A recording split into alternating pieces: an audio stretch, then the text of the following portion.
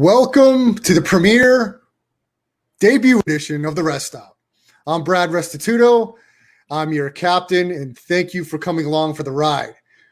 We will be with you live from twitch.tv/Chris Landry Football every Tuesday and Thursday, 9 to 10 o'clock Pacific time. And we will bring you sports, pop culture, entertainment, a little bit of politics, a little bit of laughs, and a little bit of fun. So I'll be driving the ship. You can follow me on Twitter at Brad the Believer and on Instagram at Brad the Believer. And also joining me, my esteemed producer and my sidekick here with me at the Rest Stop, Spencer the Wiz, is with me here. And you can follow him on Twitter at Spencer the Wiz. So we're going to have a lot of fun on this podcast. We're going to talk some sports. We're going to have a little bit of fun and do some segments that will come at you in a little bit. One of them will be taking it to the streets, but we'll come up with here in about 3 minutes. And then a little bit later, we're going to do a little game called Last Chance, No Chance, where we're going to talk about figures in sports and pop culture and see what's going on with them lately in the news and see if they have a chance of getting their job backs or they have no chance. But I want to start off tonight with a little bit of a controversial topic. It's been in the news and sports and media all across the landscape. The recent and tragic shooting in Wisconsin of 29-year-old Jacob Blake, shot 7 times in the back by police officers. And of course, the outrage and the just frustration amongst the American people and across the people in the globe in the Black community is very high and very well warranted. When you see a video of a young Black man shot 7 times in the back and his children in the car, allegedly, is just unacceptable in every way to witness that and to have that incident occur.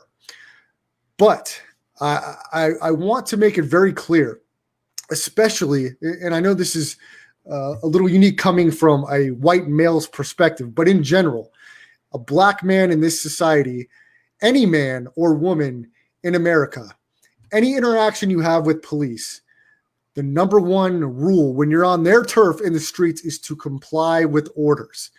And 98% of the time, you will be able to live to see another day and not have to be in a situation like George Floyd, like Jacob Blake was in.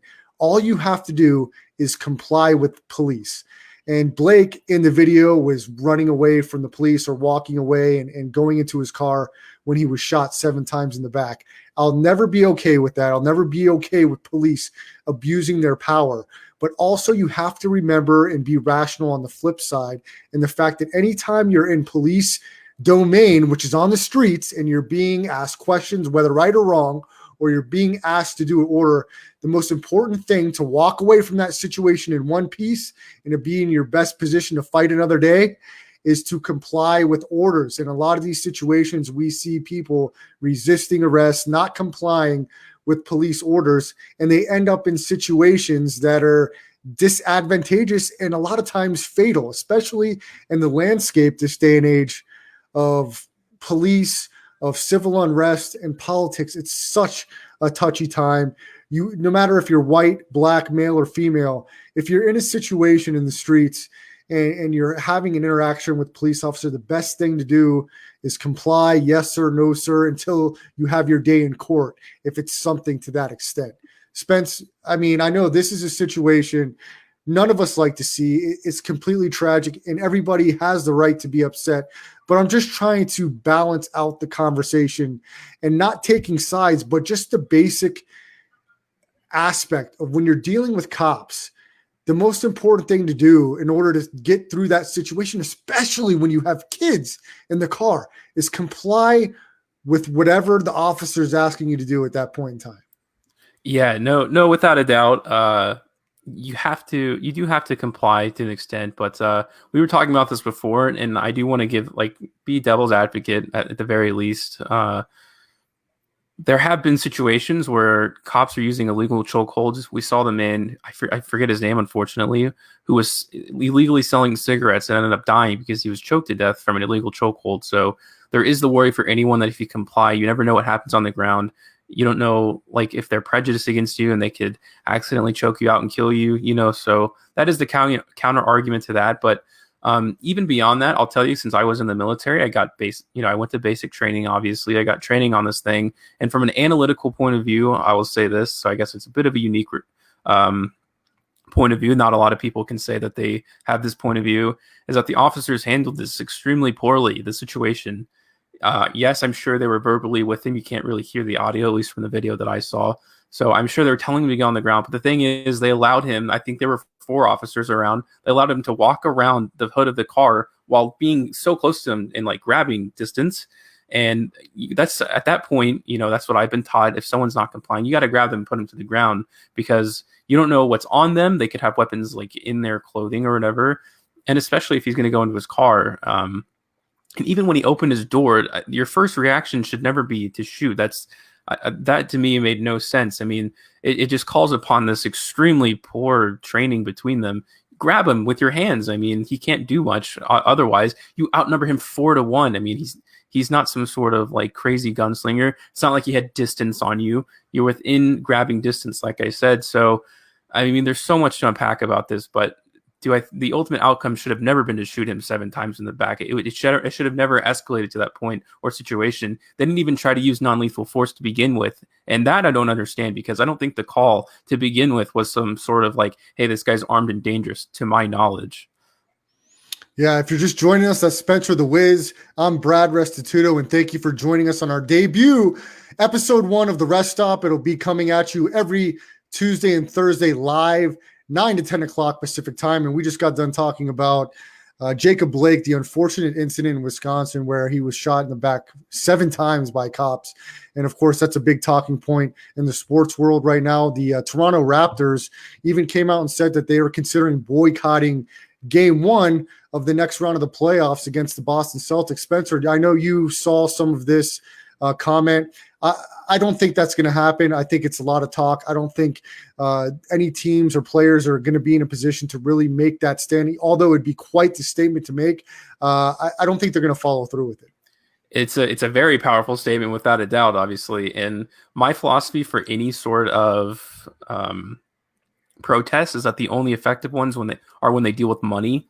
So the idea of not playing a playoff game obviously brings a lot of money. And even thinking back historically with Rosa Parks, the thing that made her boycott ultimately so powerful is because the African American community stopped taking that bus, which ultimately affected the bottom line by a lot, because at that time, a lot of African Americans, were being discriminated against, couldn't buy cars or couldn't afford to because they just weren't in a position to make money. And that ultimately is what made the change. So I'm actually behind this boycott if they feel like this is necessary. Again, I may not necessarily care about the cause, but if they want to make an impact, because putting a name on the back of your jersey surprisingly doesn't change anything. If they really want to do something, obviously they won't play the game.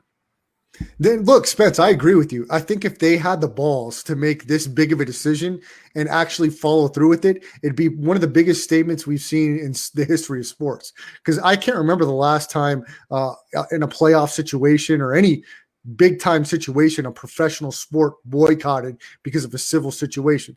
Now, if you can think of something in recent history, please refresh my memory, but I don't think that's been the case, at least in my lifetime. So this would be one of the biggest statements we've ever seen if that were the case. And I would stand by that statement. I just feel like it's a lot of talk right now until somebody actually does it. That's all it is for me, is talk. It depends on the player, and I'm sure there's a whole lot more that goes into the decision. Well, it can't just be a player, can it? I mean, it's not going to be one player. If someone's going to make the stand, the team's got to make the stand. Am I right? Yeah, but then you also think about I'm talking about legally. Like, you got to talk about the Players Association and stuff like that. Right. There's got to be something in there about not playing games, I would imagine. It can't be as simple as, hey, we're not playing. We'll see you next week or whatever. So that's exactly why I think it's a lot of talk. But look, we're going to do some fun stuff here on the Rest Stop, Spence. And to show off one of our first little segments of our premiere edition of the Rest Stop, we went live to the streets of Las Vegas to talk to some of the people here in this beautiful city of lights about what's going on here in the NBA bubble.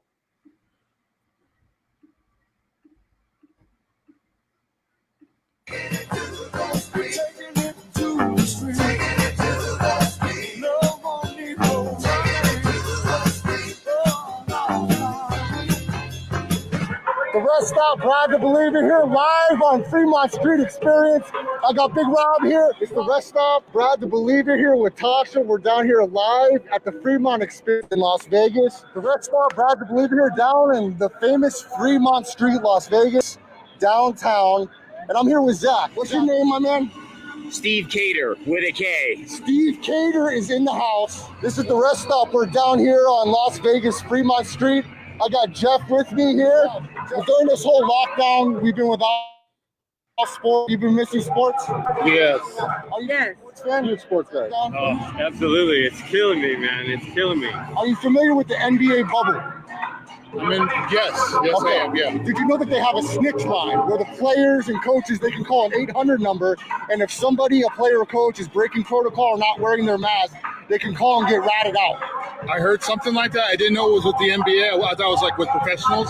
It's crazy. Yeah. So I want to ask you some questions, and it's kind of going to be like rapid fire. I'm going to give you like 20 seconds to answer 5 questions. First thing that comes to your mind, you answer. Something you've done in quarantine where you said, I hope nobody saw that. Smoking, I guess. Oh man, taking the mask off in a store in a crowded area. A virtual comedy show. Strip club. Something you did as a kid you would never want your kid to do. Run on a yacht boat. Oh man, skip school. Stole out of my mother's purse. Crash a motorcycle. If you had to give up one thing you loved to end the coronavirus, what would it be? I don't know. Freedom. Drinking. One of my family members, I'll tell you later. Drinking. Name 2 of the 10 commandments. Thou shalt not off. Thou shalt not kill. Thou shalt not have a boring podcast, and thou shalt not commit adultery. Thou shalt not kill.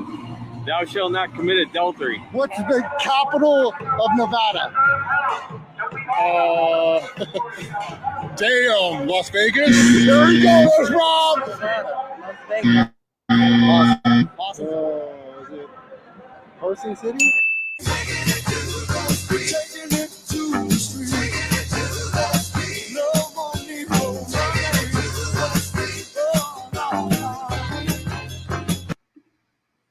Spence, we kind of had an over-under on what the guesses would be of the capital of Nevada. And as we saw in that video, Big Rob with his gold chain, he said Las Vegas. So there were some buzzers there for some of our people in the streets knowing the capital of the beautiful state of Nevada. Yeah, I bet you a ton of people from Nevada don't know that Carson City is the capital of Nevada. Those were tourists.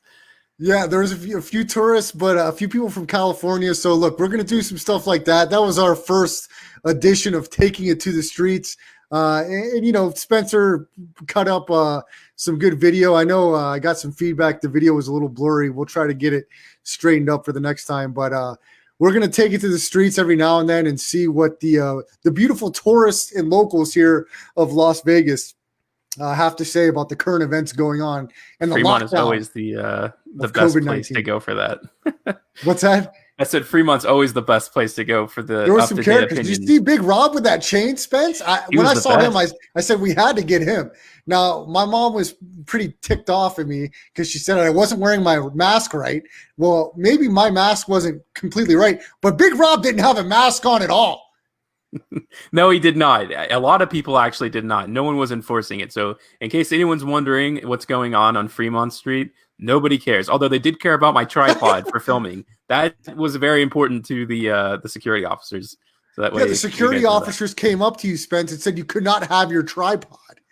Yeah, And there was like 6 of them that came up to you. Luckily, Yeah. they didn't tase you or anything Yeah. for having your tripod, but Yeah. they weren't enforcing Big Rob with his non-mask. Right. So I guess all of our priorities. And we had are to set on bleep out Fremont. some of his answers, Spence. Big Rob clearly had a Yes. problem flicking his tomato can that we had Yeah, to bleep one out track there. state of mind. One track state of mind on his answers there. Yes. And his buddy was standing right next to him. So Rob would advise his kids that part of the commandments is no tossing off. I think technically it's true. Technically it's Committing true. murder, I guess, if you want to take it that route.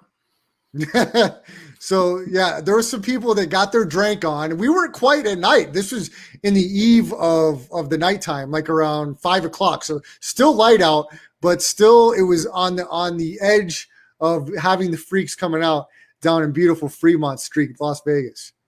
Very busy. That's Spencer the Wiz. Follow him on Twitter at Spencer the Wiz. I'm Brad Restituto. This is the Rest Stop. We will be with you live every Tuesday and Thursday, 9 to 10 o'clock.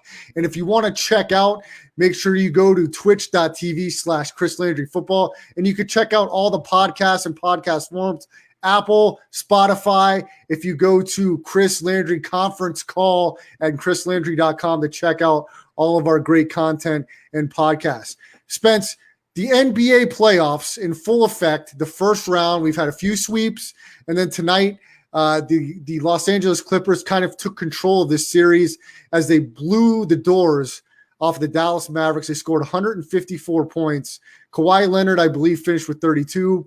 Paul George, 35, and getting out of his slump a little bit as the Clippers really took it to the Dallas Mavericks without Kristaps Porzingis after a huge win in Game 4 the other night. Game 5, the Clippers come out. I thought it was a really big loss having Porzingis out for a second straight game. If they're going to win this series and tie this up at 3, they're going to need Porzingis at full strength for Game 6.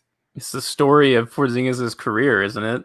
He seems to be productive every time he's on the floor, but it means nothing if he can't play. Again, it's these lingering injuries, and if I almost beckon back to the days of Dwight Howard on the Lakers, where it's kind of these injuries are like, I think you could play through that if, depending on who the player was. So I think it's frustrating, although it hasn't been voiced yet. I think it's because there's no expectations for the Dallas Mavericks this year. They should never be in this position they are now. It's really, it looks worse on the Clippers than it does look better on Dallas to be in this position, because the Clippers roster top to bottom just outclasses them in every way. And a lot of that comes from the greatness of Luka Doncic and kind of his big coming out playoff moment. But if this were to go to a Game 7, that would be so bad for the Clippers, who had to fight just in the first round. And it looks like the Lakers are going to be blowing through the first round after a shaky first game. But that's coming off the momentum of like the biggest playoff run ever. But not to get too much off topic, but still, Porzingis has to play or it's just going to be another blowout. Yeah, they need Porzingis. And look, Spence, before Game 6 or before Game 5 tonight, you talked about Luka's playoff coming out party. He hit the game winner, step back 3 in Game 4, down 1 at the buzzer. And it was just pandemonium on Twitter and the NBA buzz. Luka Doncic, almost overnight, has become the most talked about athlete in sports. And my question on Twitter was, how long before Luka is the most iconic sports figure in all of sports? Is that on the precipice? I think it's got a potential. It's got legs. He's definitely very charismatic, but his marketing campaign in reality has not started yet. Signed that big deal with Jordan, so that could be the inkling of what it could be. Being alongside Jordan Brand obviously is pretty big, especially if Michael Jordan's willing to kind of give him that chance. Although we know, again, I think Jordan's ego might be too big to let that happen. I think he's going to want to put him below his legacy always. Not to say that Luka will be better than Jordan, but still, you kind of get what I mean. Kobe, was kind of that next guy who came up in the limelight and is now this national figure. Luka definitely isn't there yet. His play is there on the court, but outside the court, I still question whether or not he can be that. Well, it's yet to be determined. I'll tell you this on the court. Let's talk about him being the star, the great white hope. We have not seen a white boy be the face of the NBA since Larry Bird, and that wasn't long-lived when Magic Johnson came around. This is something very interesting in this day and age, 2020 in basketball, to have a guy like Luka, a white guy at that, be as skilled and talented as he is, and pretty much taking the NBA by storm. And does this just give confidence to more white players, European or not, coming up, and the confidence to come into the league and make an impact? I was talking to you about a guy that's coming out of high school, 7'1". His name's Chet Holmgren, a top 3 player. And I know you looked at a little bit of his video and you're not sold completely yet. But look, this guy's got handles. He can shoot. We'll see how his body fills out, but he's somebody that is going to be a one and done as far as I'm concerned. I'm not ready to say that yet. Clearly, he's very talented for the size that he is. I think he's like 7 foot. It's unnatural. Like you look at him, it is physically unnatural to watch him play basketball. But still, to have the handles that he does at his age, the touch that he does, and you can't say anything about his defense yet. He's playing with a bunch of kids who are significantly shorter than him. So the blocks in anything don't mean anything to me. I also have to see how he develops with good teammates. He's playing at a no-name high school, as most of them do outside of like, LaMelo, or the Ball family, I should say, who's very savvy when it comes to marketing. They know what teams to place them on. I think LaMelo played with Kenyon Martin's son and stuff like that. So this is a very significantly different thing. But in terms of giving confidence, I don't know exactly, because Luka is European. He isn't like American, Caucasian, and I do think there is some sort of difference there. Although Luka's English is extremely developed, which gives him an advantage over someone like Giannis, who obviously speaks English. I'm not saying that, but in terms of conversationally, in terms of promotion, Luka is much more advanced. But I don't necessarily say that, because you can even say that about Dirk. Like he could have represented that for a lot of people, but again, he was from Germany, so he kind of represented a European side more than a Caucasian side, I would say. Well, it's going to be something to monitor. Luka Doncic is definitely a special player, and I don't think a lot of people thought that Dallas would be as competitive as they've been up to this point in the series. So we'll see if they get Porzingis back for Game 6. They're going to need him, or like you said, it's going to be another blowout, another game, and you can get this ready, Spence. The Denver Nuggets stave off elimination, and they get a 117-107 victory against Utah Jazz this afternoon. And you'll see it right here, Jamal Murray in the third quarter with an outstanding play. And I believe Murray finished with 42 points, Spence, and he was, I believe, he shot over 60% from the field, over 30 points for Nikola Jokic. And Denver stays alive in this series, where it looked like for a moment that Utah kind of had a stranglehold on the series. Donovan Mitchell had 30 again today, and he's been outstanding. But Denver, they have a great fourth quarter. They come back, they get the victory, and they force a Game 6 in this Western Conference series, Utah and Denver. Yeah, this has been certainly the most surprising series to me. Utah was certainly one of the worst teams in the bubble, along with like Memphis, to even say that. So I had definitely thought that Denver would be the person. Someone said that the Tominator is listening. I don't know if you know who that is. The Tominator's in the house. The Tominator's in the house, everybody. Yeah. Look out. Get your wife and children under a desk. The Tominator's coming through, baby. So yeah, I definitely thought that the series advantage would go to Denver. People were saying they were dark horse finals contenders. I never bought that. The thing is, and I'll say this again, Jokic lost 20 pounds over the break, which is great for his health wise. I would love to lose 20 pounds over like 2 months or whatever. But the thing is, I need to lose 20 pounds in 10 days. So yeah. Anyway. The thing is like that's great for him and all that for his future career, but that takes a lot of your game changes. And yes, he's been playing well offensively without a doubt. I mean, you don't lose your offensive talent by losing weight, but the thing is defensively is where it starts to just really fall apart. And I'll pull up some stats just really quickly. Of course. These are advanced stats, and I'll try to explain them a little bit, but they're really important to me. So even if you exclude the playoff games, he hasn't had a game score above 30. And what a game score is, it's this holistic view of your game. It puts a value to 3-point shots, to 2-point shots, to rebounding, to offensive rebounding. They're all separated. So I'll just give you a quick rundown. So 40 points is in a really good game. 10 points is a really bad game.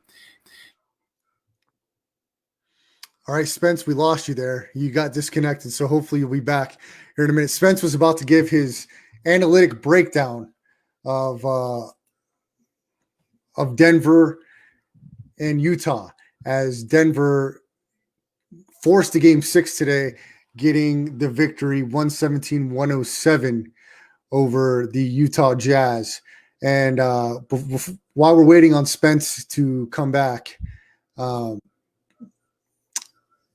Lakers last night, they put a stranglehold on their series against the Portland Trailblazers. And they got a blowout victory. There you are, Spence. We lost you there for a second. Sorry. I don't know what happened, but do I have a second to go back into what I was talking about? Yes, please. Yeah.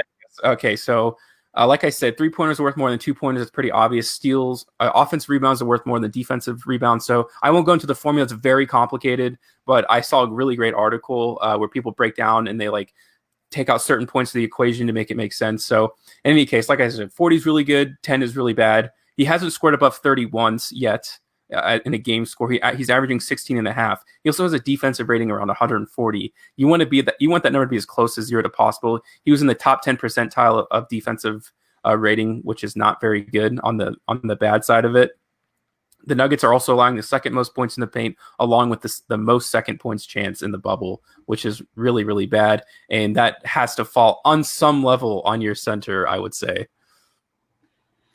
Yeah, look, Chris, what's up, man? Our man C-Win wants to check in and say the Knights should waive Robin Leonard. I haven't seen the final C-Win, but I know the Knights were down 4-1 earlier in this matchup. So, of course, the controversy with the Golden Knights and the goaltending position over the last 72 hours or so, the agent of Marc-Andre Fleury came out with a tweet of a sword in his back and maybe referencing to the fact that Leonard's kind of taken over the starting goalie position for the Golden Knights here in their playoff run. The Knights had a convincing 5-0 shutout win over the Canucks the other night, and they come back tonight, and the Canucks are having their way with the Golden Knights. I haven't seen the latest score. Last I saw was 4-1.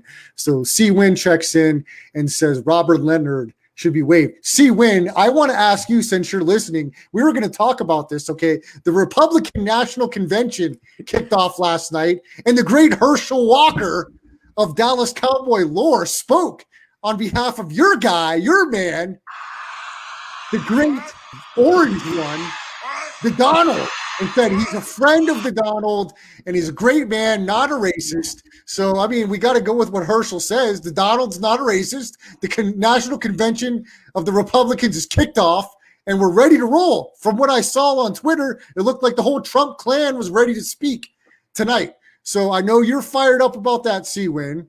Okay, I've got to be honest. I don't have a side in politics. I don't give a rat's ass if Joe Biden, Sleepy Joe, Orange Trump, I don't care who wins this thing because nothing's going to change. Okay, C-Win, your gas prices are still going to be $2.80 a gallon.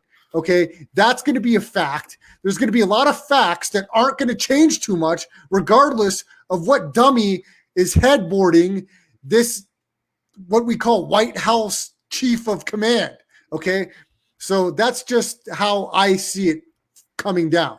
Okay, I saw Joe Biden and Kamala Harris talk on ABC the other night, and they took a bunch of softball questions. Okay. And Joe Biden, he's lucky he could stay awake through the whole conversation. The guy looks like the damn crypt keeper. All right, so that's what we got looking forward to the next president. C-Win. Okay, Spence? I got nothing to talk about on this circus. C-Win said Herschel's out of his mind. I actually met Herschel Walker at the airport a couple months ago. He was flying in for something. Definitely a nice guy. We got to get him on. You think he'd come on? Maybe we can. That would be a great. That'd be great. What are you going to grill him with a bunch of Trump questions? No. We'll just ask him his honest opinion. I don't want to embarrass any of our guests. People can talk about whatever they want. It's a mixture. You can talk about both. I mean, it's the perfect opportunity to just. I don't know a lot about politics. I've got to go to C-Win to get my politic information. But I know he doesn't like Trump too much, and I know his buddy Shapiro on the Vegas Steak doesn't. My mom will chime in frequently and tell me about her listening to the Vegas Steak and her opinions about it. So that's how I get my news on the Vegas Take, C-Win, and those guys. That's where I get my political information from. Spencer is the Vegas Take here in Las Vegas, giving a shameless plug here to another show. But hey, how else do I get my political information? I don't really care. I don't think anything's going to change no matter who's elected. All I know is if that Trump's elected again, that all of these people that hate Trump are going to lose their minds and they're going to start rioting if Trump's elected again. That's all I know. C-Win says no Trumpy for C-Win. We knew that already, though. Spence, you got nothing. Oh, you want me to talk about politics? You're. Well, you're I going- mean, did you hear any of what Herschel Walker said? C. Wynn says he's out of his mind. Well, that's what I was going to say. I heard adults that- here. I heard we he can have gave him a on and have great an honest speech. That's what I discussion. I'm heard. sure he'd be open and honest with us. He's moving to Toronto. Not a bad spot. My friend lives from there. Maybe he'll let me stay with him. I heard that Herschel Walker was great, and then Seawin says Herschel's out of his mind. Look, all I know is Herschel competed in MMA at almost 50 years old and held his own, so that's pretty damn impressive to me. I can talk about that. Seawin, wouldn't that be interesting seeing Trumpy in the octagon against Joe Biden? That'd be pretty for funny. the presidential spot. And can we dress them up like in outfits that we want? I don't know if I'd want to see Trump and Biden in like the UFC biker shorts, but maybe we could put them in like pull away. You know how they have the pull away NBA pants, pull away tuxedos. Where Well, they got to be Bi- flexible. You can't rip the suits. well, I'm Biden thinking- can be like the Hulkster and take his tuxedo and rip it off. And then Biden can like start doing the bicep pose. And then Trumpy could come in like Vince McMahon and give like a Pearl Harbor, a double axe handle to the back of Joe Biden. And then there'd be a standing 8 count. That'd be pretty damn funny. Or they can do you know how they have the T-Rex kind of costume that everyone goes around with? Maybe you can have one like an elephant and like a donkey, and it'll be like the political party type of thing. And they can kind of, rough it out through that. I think that'd be pretty cool. Well, I mean, okay, let's transition a little bit off of celebrity death match of Joe Biden and Donald Trump.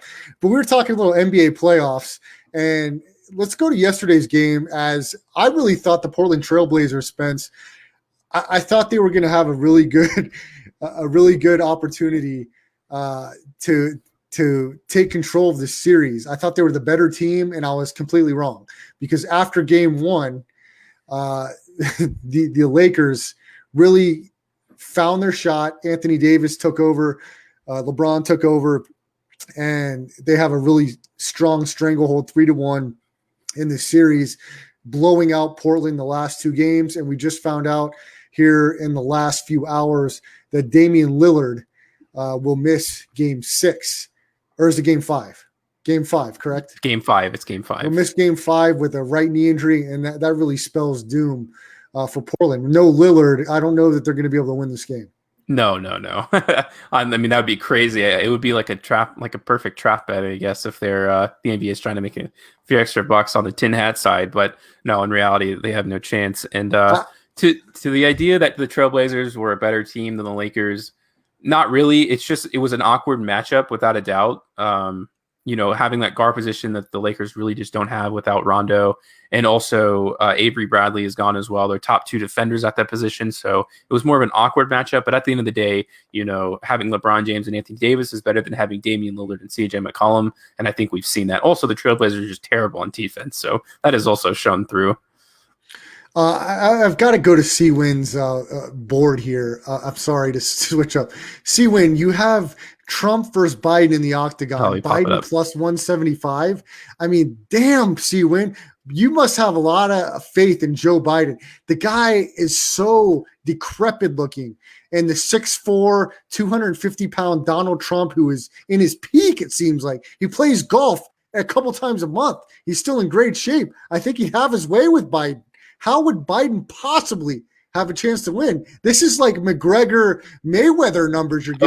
I was going to say that. So the odds would probably be similar to the Conor McGregor-Mayweather fight. Oh, man. I mean, I would lay it all on the Trumpster there. And see, Win, if the Trumpster had a convincing victory in the octagon and he maybe put Biden to sleep, would you hate him a little less at that point if he showed you some athletic prowess? If he could get in and mix it up and take out Sleepy Joe. I don't know. Well, yes, back to basketball as we're a little over the political board there. Yeah, big loss for Portland, losing Zach Collins and Damian Lillard. They're pretty much – the door is shut on their series without Lillard. And look, they pretty much have been playing playoff basketball since the minute they walked into the restart bubble in Orlando. And every game's been a playoff game. And they've been very competitive, but it looks like the expiration date has seen its final day, and that's going to be probably tomorrow night without Lillard, Spence. Yeah, and I'm just glad I didn't have to watch the Grizzlies go through a horrible 4 to 5 game series. As a Grizzlies fan, I'm glad I didn't have to witness it 4 times. Well, look, I like what Memphis showed um, in the playing game against Portland. They got a bright future with John Morant. He's so damn explosive. One of the most explosive guys in the entire NBA. And Valanciunas, he's a guy that's a really solid force in the middle. I know you're not a big Dylan Brooks guy, but if they can add a couple pieces, a couple shooters and long defenders, they've got a chance to stay in that playoff conversation in the West. Yeah, if we're going to talk about the Grizzlies for a second, I can break it down. There's no money tied up to basically anyone in 2 years. So the Chris Wallace regime that tormented our city for my entire life basically is finally coming to an end. The last contracts of that will be Dylan Brooks. It'll be Kyle Anderson, and everyone else on the bench comes from like trades and stuff like that.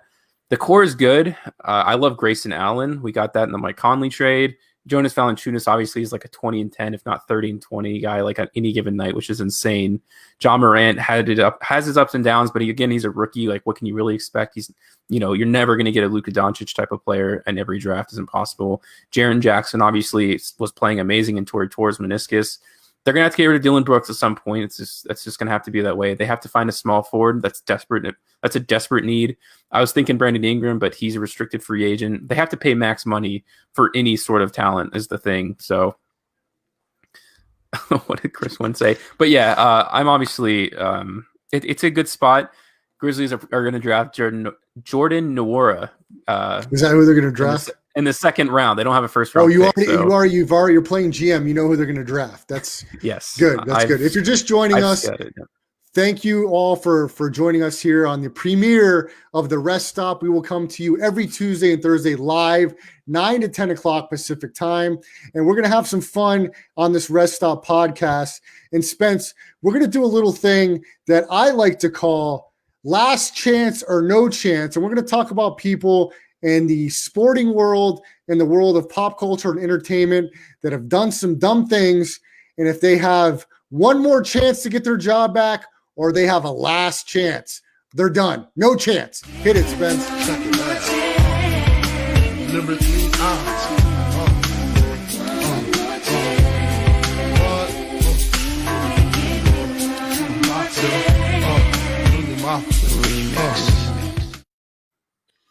We're going to start it off with Earl Thomas, Spence, just released today by the Baltimore Ravens. Earl Thomas, a former Pro Bowl safety for the Seattle Seahawks, has had some off-the-field issues here this offseason in a domestic situation, and then some lateness to meetings here in Baltimore and an altercation with the teammates.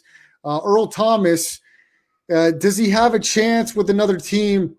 Look, he's very talented, but in my opinion, if you can't make it work with the Baltimore Ravens organization, who pretty much is flawless and an experienced coach in John Harbaugh, if you can't make it there, it's going to really be tough for me to see if you can make it anywhere. If they're going to have a team decision and saying Earl Thomas, no, he can't help us anymore, I think it's going to be tough for him to get another job this season, but talent does weigh out.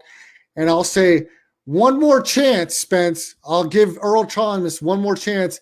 I think he will find another job in the NFL. So give him one more chance, Spence. Spence, hit it. One more chance. Hold on. One second. Don't blow it, okay? One more chance for Earl Thomas. Oh, I get it. Okay, here we go. No, we can't hold on. We're live. This is live. Okay. Next time, I'm next on it. Next time. Okay. So you have no sound for Earl Thomas. I'm going to say he's got one more chance in the NFL. But look, the guy has got to get it cleaned up. The next opportunity he does get with whatever team, he's got to, number one, produce on the field, and he can't be a distraction off the field. I think it's going to be an uphill climb, though. It's like I said, if you can't fit in Baltimore, an organization that's pretty much flawless top to bottom, you're going to have a hard time sticking anywhere else. So, Spence, I'm going to give you one more chance here. Do we have one more chance for Earl Thomas?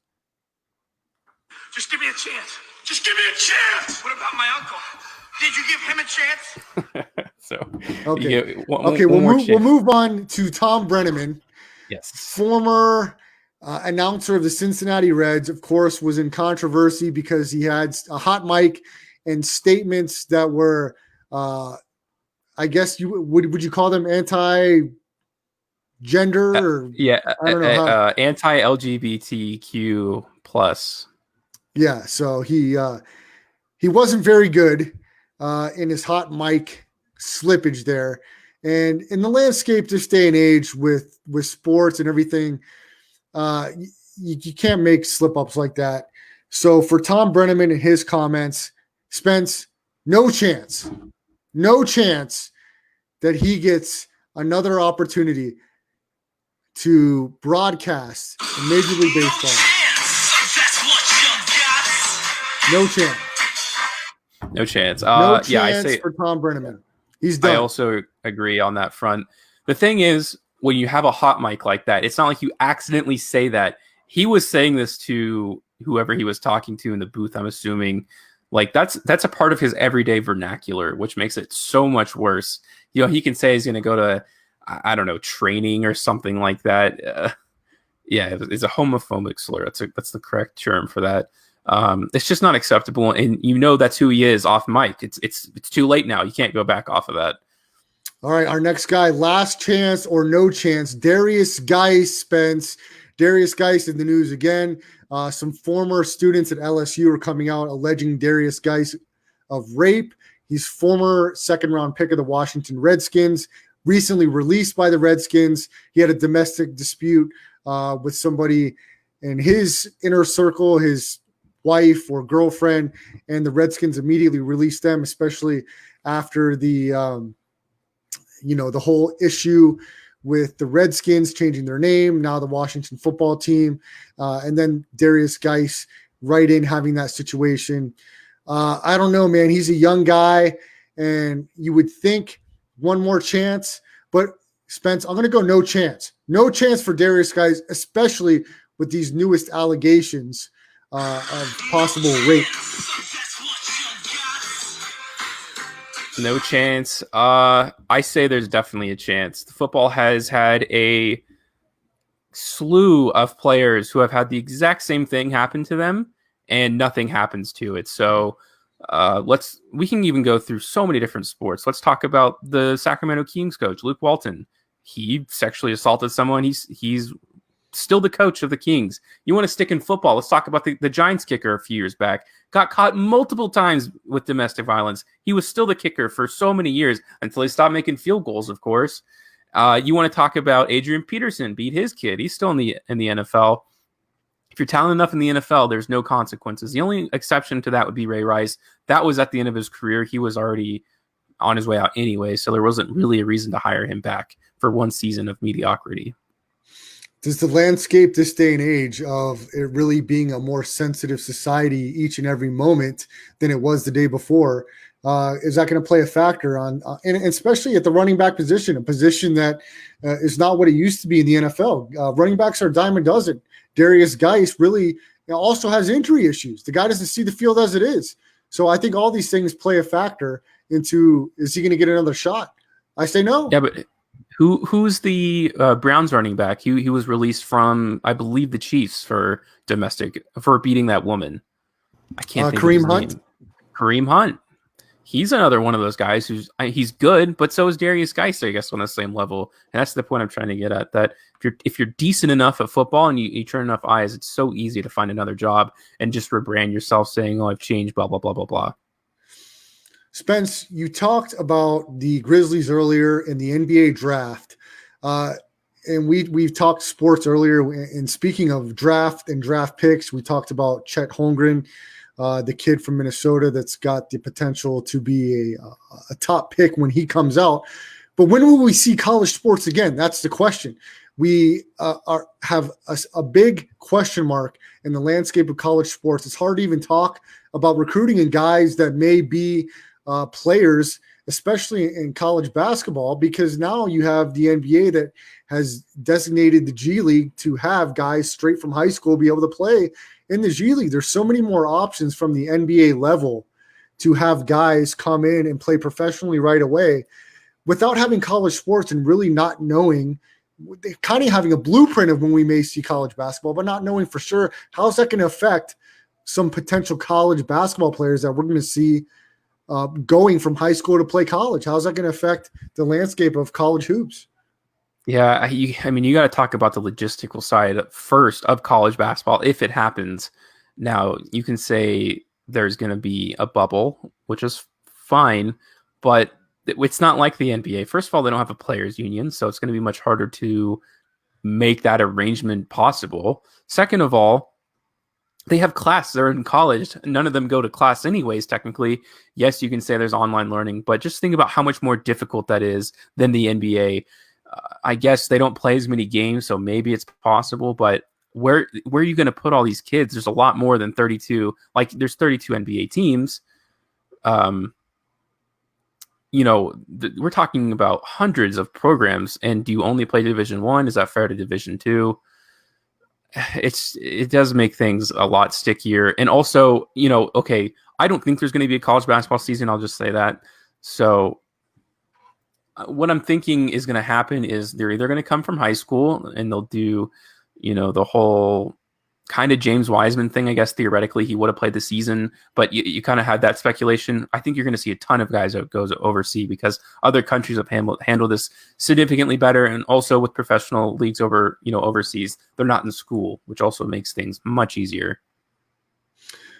Yeah, look, I don't know what's going to happen with college athletics. I mean, the SEC has put out scheduling. They expect to play games, but until we actually see college sports complete a season, it's still going to be a big question mark for me. And you mentioned you don't think there's going to be a college basketball season. We've already missed March Madness for the 2020 season. Are we going to miss March Madness for the 2021 season? That'd be catastrophic for college sports as far as I'm concerned. And I don't really see a recovery plan on the brink.